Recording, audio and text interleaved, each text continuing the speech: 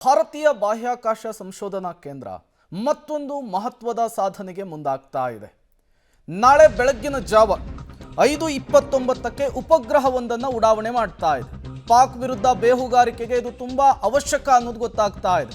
ಭಾರತದ ರಕ್ಷಣಾ ವ್ಯವಸ್ಥೆಗೂ ಕೂಡ ಈ ಮೂಲಕ ಇಸ್ರೋ ಬಲವನ್ನು ತುಂಬುತ್ತಾ ಇದೆ.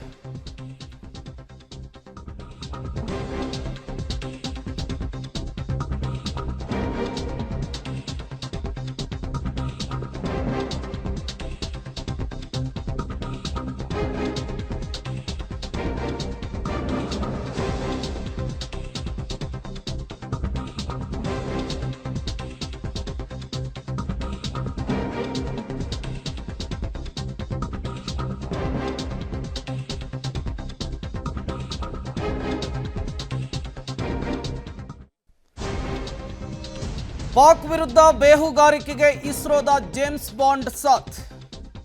ಭಾರತೀಯ ಬಾಹ್ಯಾಕಾಶ ಸಂಶೋಧನಾ ಸಂಸ್ಥೆ ಭಾರತದ ರಕ್ಷಣಾ ವ್ಯವಸ್ಥೆಗೆ ಮತ್ತಷ್ಟು ಬಲ ತುಂಬುವಂತಹ ಕೆಲಸ ಮಾಡ್ತಾ ಇದೆ. ಇಸ್ರೋದಿಂದ ಬೇಹುಗಾರಿಕೆಯ ಉಪಗ್ರಹ ಉಡಾವಣೆ ಆಗ್ತಾ ಇರುವಂಥದ್ದು. ಶ್ರೀಹರಿಕೋಟಾದಿಂದ ನಾಳೆ ಬೇಹುಗಾರಿಕೆಯ ಉಪಗ್ರಹ ಉಡಾವಣೆ ಆಗ್ತಾ ಇದೆ. ಅಂತರಿಕ್ಷ ವಲಯದಲ್ಲಿ ರಕ್ಷಣಾ ವಲಯಕ್ಕೆ ಸಹಕಾರ ಕೊಡುವಂತಹ ನಿಟ್ಟಿನಲ್ಲಿ ಇದು ತುಂಬ ಅವಶ್ಯಕ ಅನ್ನೋದು ಕೂಡ ಗೊತ್ತಾಗ್ತಾ ಇದೆ.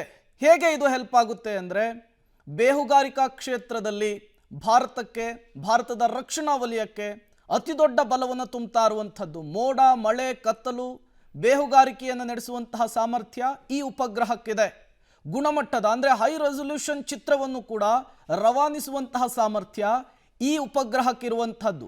ಗಡಿಪಹರೆ ಆಗಿರಬಹುದು, ಬೇಹುಗಾರಿಕೆಯ ಉದ್ದೇಶಗಳಿಗೋಸ್ಕರನೇ ಈ ಉಪಗ್ರಹವನ್ನು ಉಡಾವಣೆ ಮಾಡಲಾಗ್ತಾ ಇದೆ.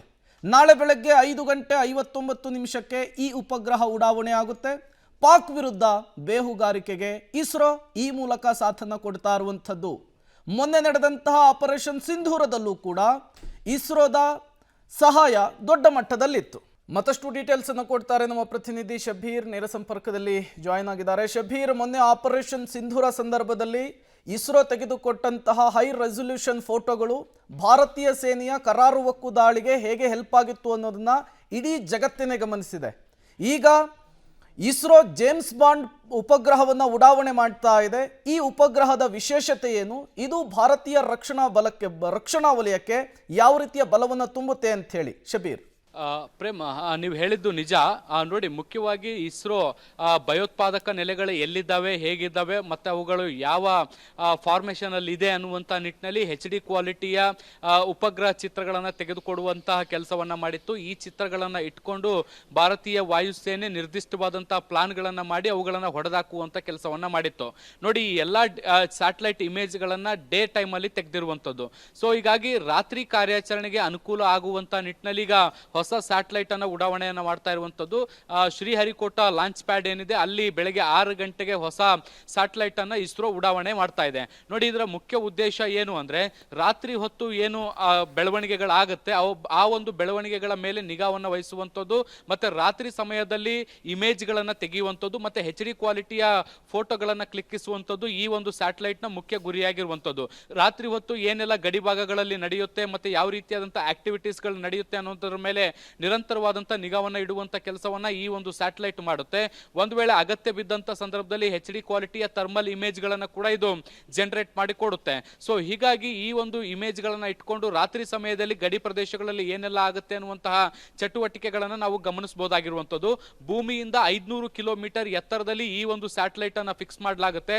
ಸುಮಾರು 1600 kg ತೂಕ ಇರುವಂತಹ ಈ ಸ್ಯಾಟಲೈಟ್ ರಾತ್ರಿ ಕಾರ್ಯಾಚರಣೆಗಳಿಗೆ ಬಹಳಷ್ಟು ಅನುಕೂಲ ಆಗುತ್ತೆ.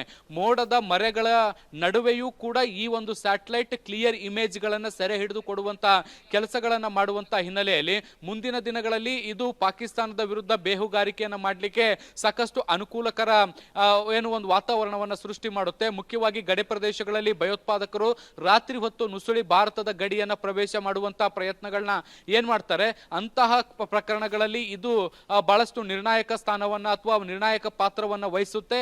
ಆ ಭಾಗಗಳಲ್ಲಿರುವಂತಹ ಫೋಟೋಗಳನ್ನ ಕ್ಲಿಯರ್ ಕ್ಲಿಯರ್ ಆಗಿ ತೆಗೆದುಕೊಟ್ಟಂತ ಸಂದರ್ಭದಲ್ಲಿ ಅದರ ವಿರುದ್ಧ ಮಿಲಿಟರಿ ಕಾರ್ಯಾಚರಣೆಗಳಿಗೂ ಕೂಡ ಸಾಕಷ್ಟು ಅನುಕೂಲ ಆಗುತ್ತೆ. ಸೊ ಹೀಗಾಗಿ ಈಗಾಗಲೇ ನಮ್ಮ ಹತ್ರ ಡೇ ವಿಷನ್ ಅಲ್ಲಿ ಫೋಟೋ ತೆಗೆಯುವಂತ ಸ್ಯಾಟಲೈಟ್ ಗಳಿದಾವೆ, ನೈಟ್ ವಿಷನ್ ನಲ್ಲಿ ಇರಲಿಲ್ಲ.